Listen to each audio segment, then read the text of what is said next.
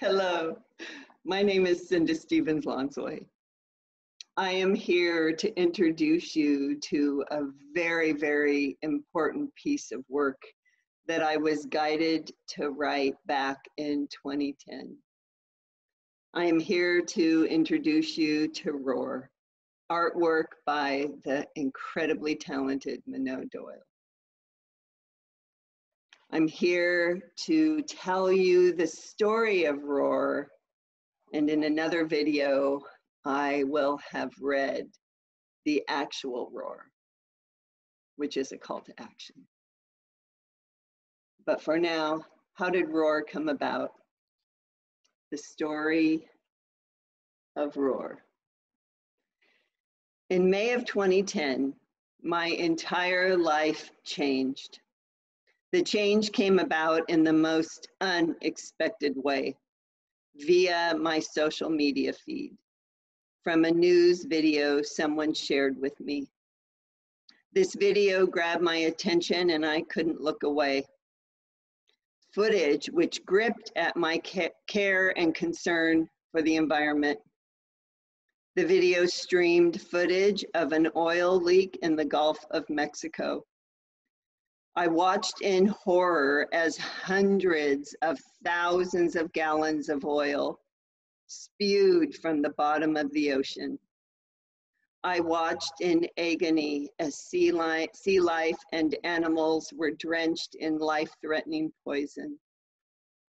I watched in disgust as politicians and petroleum corporations refused to take ownership. I watched in overwhelming sadness as no one did anything to stop it. I was sickened.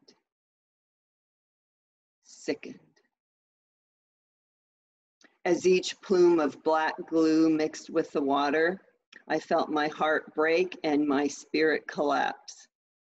Something was terribly wrong. Horribly not okay, dreadfully threatening to not just the sea life, but to all of life. This wasn't oil. This was blood. This was Mother Earth hemorrhaging. And if we didn't stop this quickly, she could die. The leaders, our leaders, the government, our government, and the oil tycoons' lack of concern or regard or attempt to save her fueled a sense of urgency, a sense of activism in me that I'd never felt before. I screamed at my computer screen, "If she dies, we all do. Don't you bastards see that?" Her suffering apparently didn't matter. She didn't matter. I saw a parallel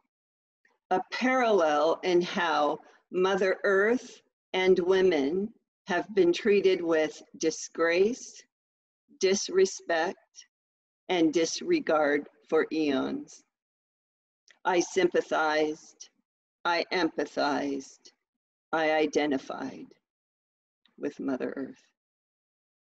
Years ago, in 1981, I was a victim of a violent crime. After it happened, I ran away from the neighborhood, the criminal, and the memory of the crime. For years, I denied that my perpetrator's actions had harmed me.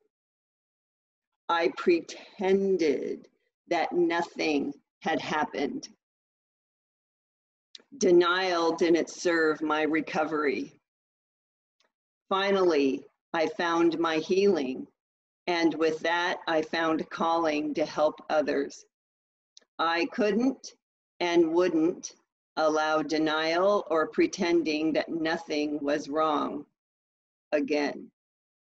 I refuse to watch as another is victimized, man, woman, or child, especially if it's our ultimate mother. When any woman, any mother suffers, we all do. But what could I do? I couldn't spend either money or time to fly down to Florida and help them clean up the mess. I didn't know how to stop the leak. I could write to my state senators, representatives, and members of the US Congress, but that didn't feel like enough. When any woman, any mother suffers, we all do. Every night when I went to bed, I hoped for inspiration.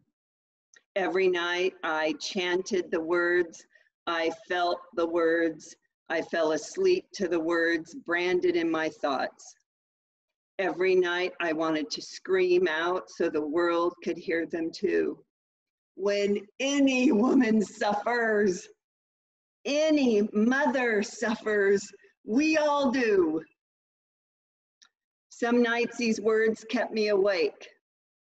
They began to create a life of their own, a rhythm, a pounding that repeated itself over and over. When any woman, pound, pound. Any mother, pound, pound. Suffers, pound. We all do. The drumming was soft, but strong.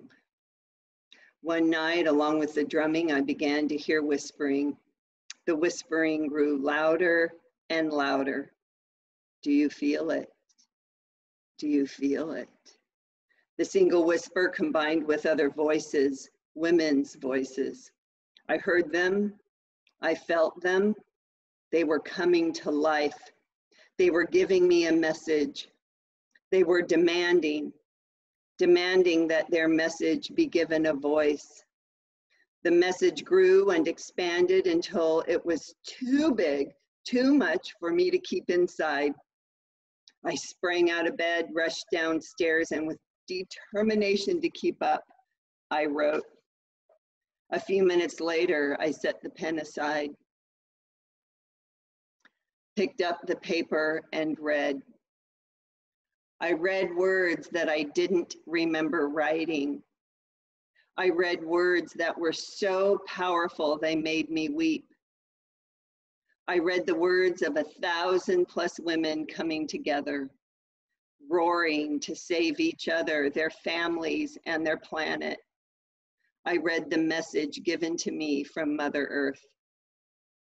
I titled it, Roar. The words have strength and power and a rhythm that is like nothing I've ever read. This short story is a parable, a poem, a declaration, a reclamation, a lesson for all of us. With their feet planted, grounded in the earth, the women declare, no more and enough. By the end of the story, the world, earth, and humanity shifts on its axis and turns towards the light and power of women. The lesson, the message is clear. Because of the action of women, the world is changed for the better. Then it all becomes quiet, peace is restored, and all is well. I shared Roar with an inspirational author who is a friend of mine, Jack Armstrong. Jack told me through his tears that I needed to share it and to share it now. Without another thought, I posted it as a note on Facebook, and within hours it was shared across the globe. After a few days, it went viral. People from around the world asked if they could make Roar part of their rituals, part of their discussion groups, post it in their personal and professional blogs, and turn it into a stage production.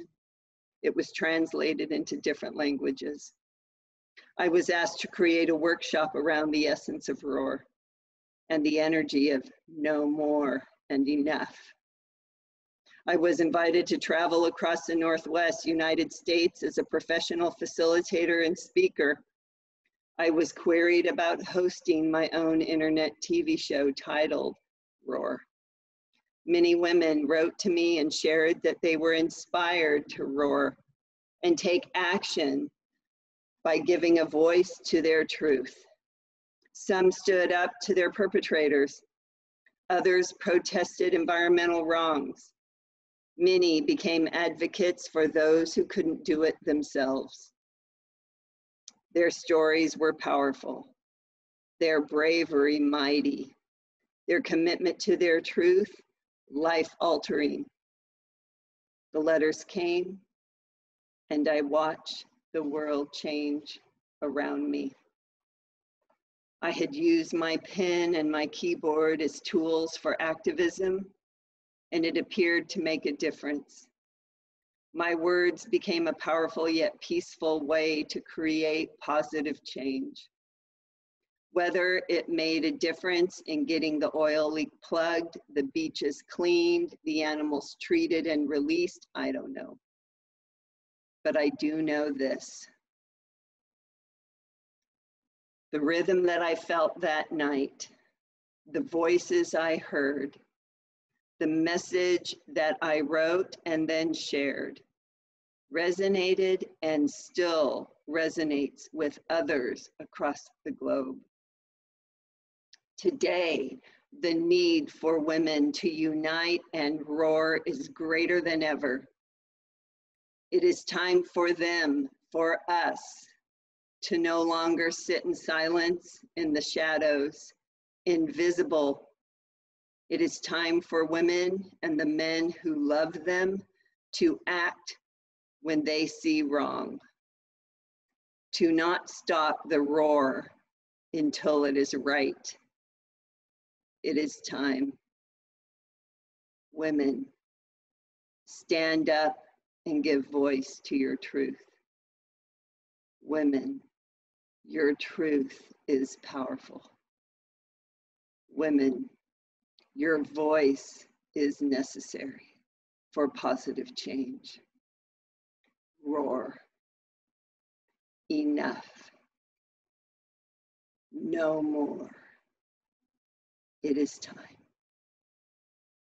Do you feel it?